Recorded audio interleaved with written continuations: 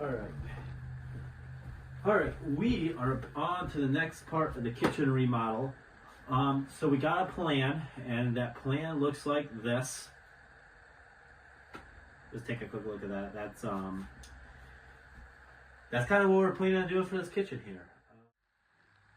Just take a second look at that. So what we're planning on doing is the stove's gonna go right there. Yeah, stove gonna go right there, sink right there, dishwasher right there, and then the fridge is gonna go right here. So that's, now we got a plan for that, which is good. I already got these studs up on the wall. That's where the insulation is gonna go between, and then, you know, drywall on top of that. Just make sure those are level when you are doing those guys, especially like on old brick homes. That's way easier, because what you could do is you can drill holes in these then, and then run your electrical all the way through them, and it makes life 10 times easier. We got our little helper here today. This is Scuderia.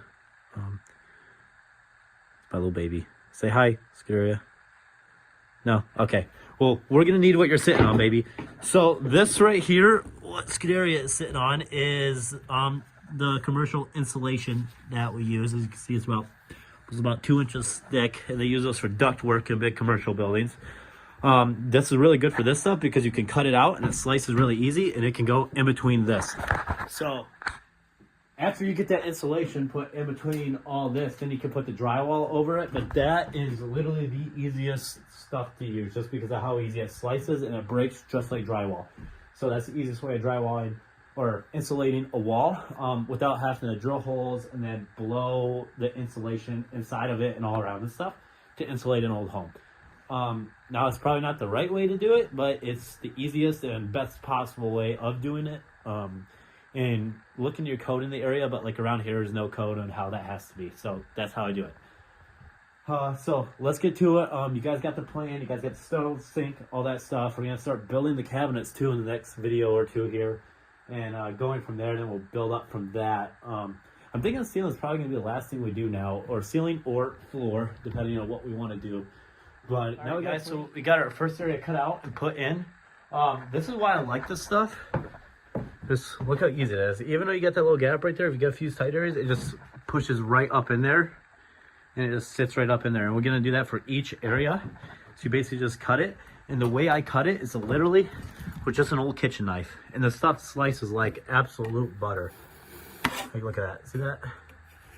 It just pops right off. So you just go down the piece, set it just like you would set drywall with your little square right there, and just kind of slice down the entire thing. You pick that piece up, and that piece right there goes on the wall, just like that. It makes life so much easier, and that's how I would suggest doing all of this stuff. If you get the chance or can get your hand on some of that, that's your best case. Because I mean, this stuff is really easy to cut. If you need to cut a trough in it, you can, for like electrical, plumbing, like this stuff or whatever.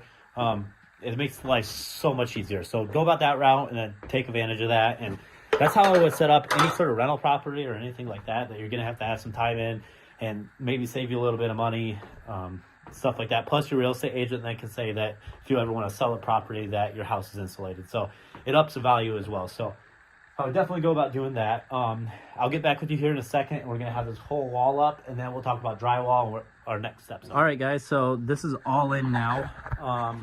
We got the insulation in, cut out, put in between there. This right there. Yep, that was the tool, Scuderia. That was the tool. So anyways, we got the insulation in and everything. Now it's ready to have the drywall put up.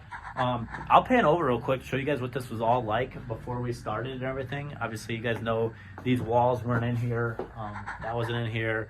This had to be all prepped in the bottom. There was nails inside the studs.